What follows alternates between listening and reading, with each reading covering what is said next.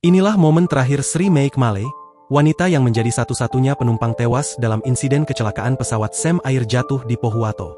Adapun momen terakhir Sri Meik Malay sebelum menjadi korban tewas dalam kecelakaan pesawat Sam Air viral di media sosial. Foto dan video terakhir Sri Meik beredar di media sosial Facebook. Meik tampak mengenakan kaos berwarna kuning gading atau krem dan celana panjang bermotif kotak-kotak hitam putih. Foto dan video Meik diabadikan oleh keluarganya di Bandara Jalaluddin sesaat sebelum mereka berpisah, di mana diketahui Meik sempat berpamitan dengan ketiga anaknya.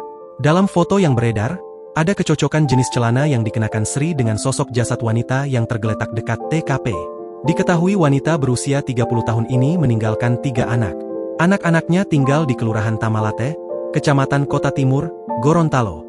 Anak perempuan sulung masih duduk di bangku SMP. Sementara anak kedua adalah murid SD. Lalu anak bungsu baru berusia 2 tahun. Diketahui korban hendak menuju Palu untuk menemui suaminya.